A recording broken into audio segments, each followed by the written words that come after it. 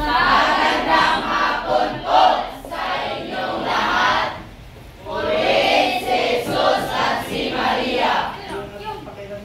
Amen. Salamat po.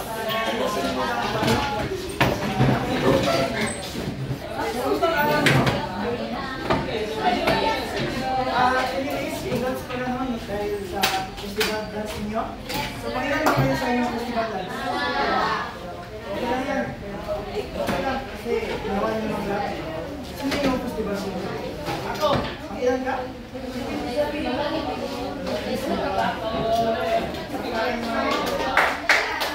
So, sa ngayon class, bago natin simulan sa bagong talakay, ano ba yung huling paksa natin pinalakay?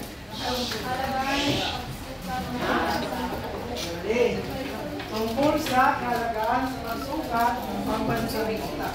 So, bakit ba mahalaga ang pagsukat ng pambansang kita? Upang malaman. Ano? Magaling. Upang malaman natin, may pagbabago ba ang ekonomiya ng bansa? Umunlad ba o hindi? Yan nyo? So, ngayon, sa araw na ito, may bago tayong talakayin. Pero, bago ako magpatuloy, may tatanong muna ako sa inyo. Pero, ang mga tanong na ito ay may kinalaman sa tatalakayin natin. Ayos lang ba? Yes. So, ngayon class, napapansin nyo ba na, ano napapansin nyo ngayon sa mga bilhin? Ano kaya ang dahilan? Bakit tumataas ang mga ito?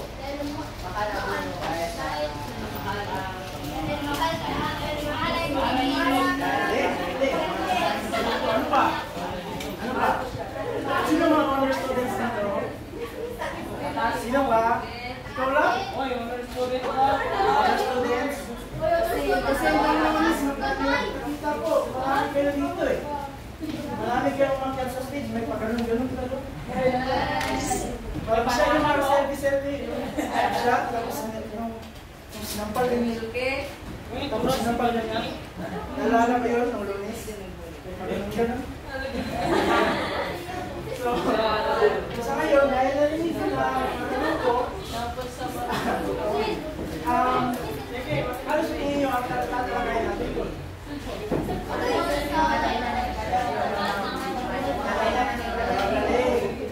Ang tatalakay natin ngayon ay tungkol sa mga dahilan ng inflasyon.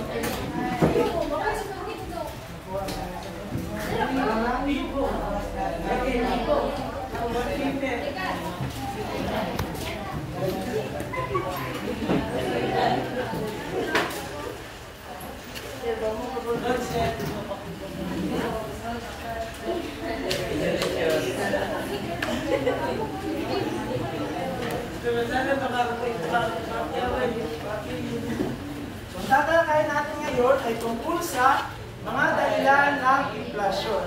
So, basahin nyo muna ang malayunin.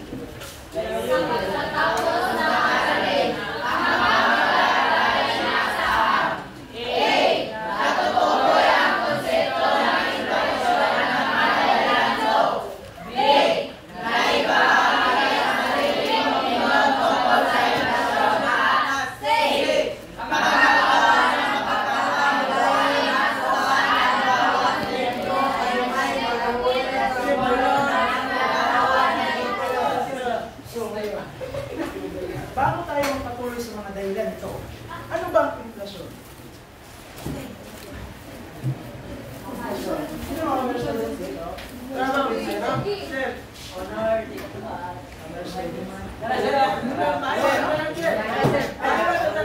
Ano ang inflasyon?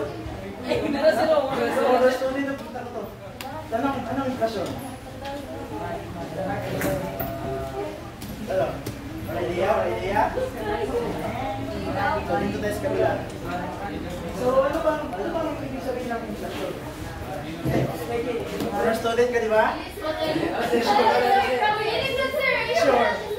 So, ano ang inflasyon? Ano? Magaling! ang inflasyon ay pagtaas ng presyo ng mga bilihin. Pagtaas ng presyo ng bilihin. So, ano ba ang magkasalungat nito? Ano ba pagkasalungat ng inflasyon? Ano ba ang magkasalungat nito? Walang ideya? Wala? So, ang magkasalungat nito ay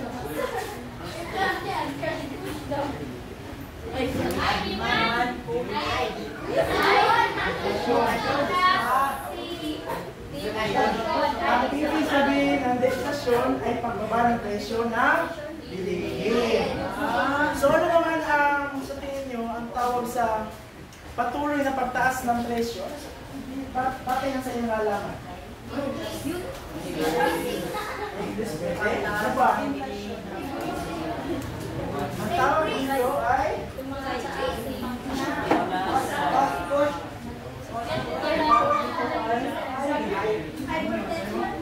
hypertension.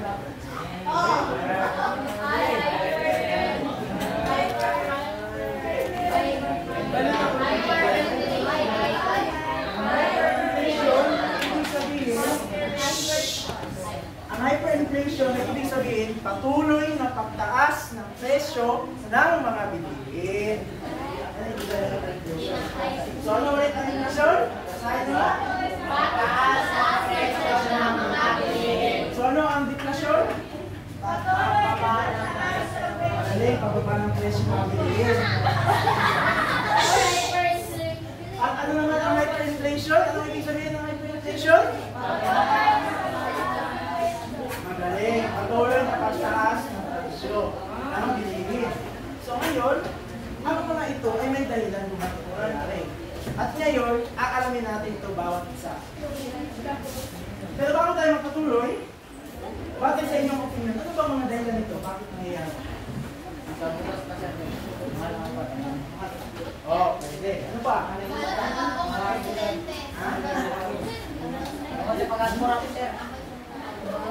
Pwede rin.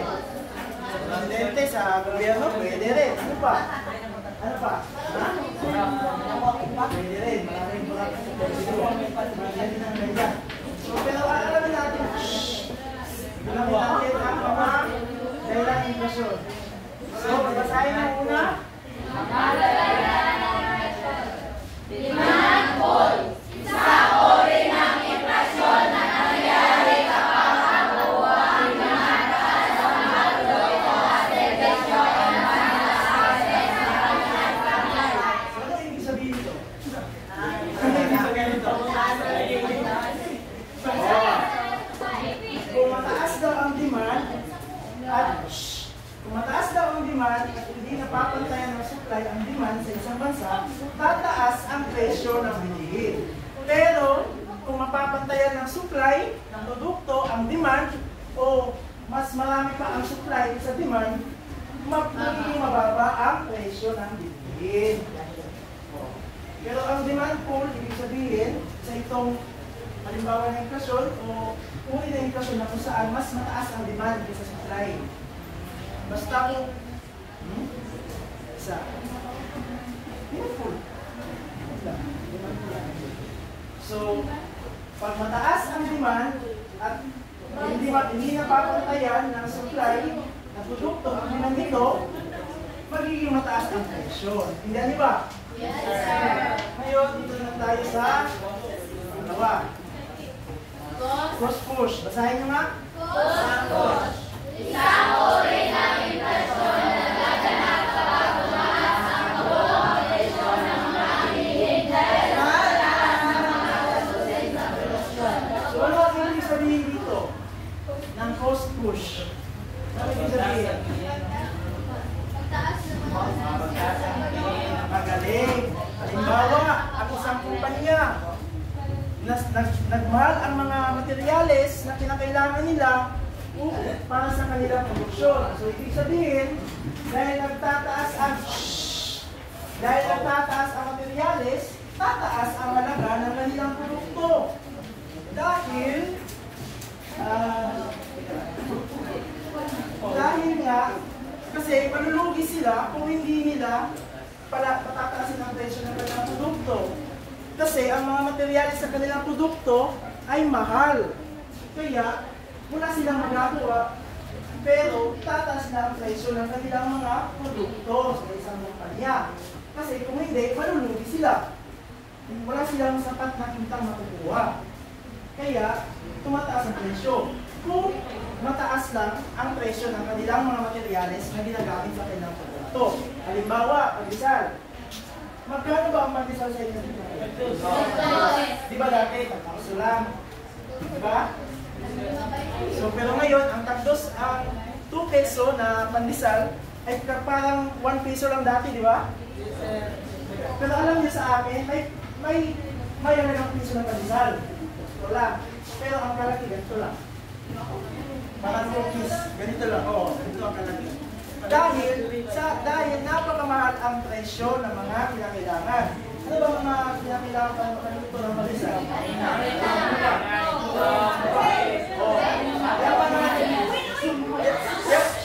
Yung mga kinakailangan na yan, napakamahal, di ba? Lalo na sa ngayon. So, kaya, yan ang dahilan. Kung tumaas ang presyo ng mga materyales na ginagamit upang mabuo ang produkto, mamahal ang halaga ng kanya. Naibigan niyo ba? Yes! So, yun.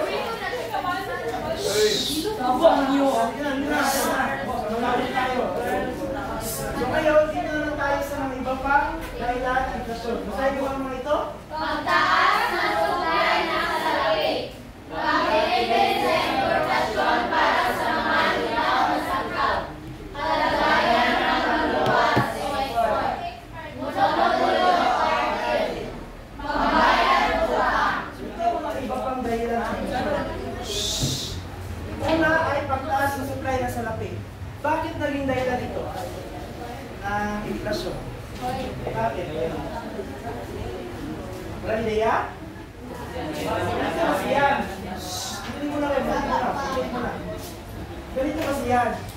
Pag tumaas ang supply ng salapi ng isang bansa, ibig sabihin, ang mga mamamayan sa isang bansa ay may kakayahang bumili ng maraming mga pangailangan at kagustuhan. At dahil dyan, tumataas ang demand. Pero, ang problema, kung konti lang ang supply, tataas ang presyo. Pero kung napapantayan ng supply ang demand nito, dahil nga dito sa pagtaas ng supply ng salapi, na ibig sabihin ang mga mamayan ay may kakayahang makabili ng mga pangailangan at kagustuhan, tataas ang demand. Pero kung mapapantayan ng supply ng mga produkto ang demand nito, halimbawa sa asukal, magbababa ang presyo kung napapantayan. Pero ang tanong kasi hindi. Yan ang problema. Kaya tumaas ang halaga ng ito. Hindihan niyo ba? Pangalawa, dito naman tayo sa pagdepende sa importasyon para sa mga hilaw na sangkap. Ano ang dahilan kaya? Bakit naging dahilan ito? Ano? Inyo? Ano? Dito sa kabila, mga babae. Ano dahilan? Bakit naging dahilan ng inflasyon ang pagdepende sa importasyon? Walang ideya? Wala. Ganito kasi yan. Kung halimbawa ang isang kumpanya ay nag-angkat ng mga materyales para sa kanilang produkto sa ibang bansa, kung nag-angkat sila, kung nag-angkat sila sa ibang bansa, tapos ang mga materyales ay nagmahal para sa kanilang produkto, tataas ang presyo ng bilihin. Kasi kung hindi sila magpapataas ng kanilang presyo at ipapanatili nila sa normal na halaga, malulugi sila. Diba? Naintindihan nyo? Yes, sir. Kung mag-aangkat sila ng mga materyales o ano pang yung mga kinakailangan para sa produkto, o inaangkat nila, kung nagmamahal ito, magpapataas sila ng presyo. Kasi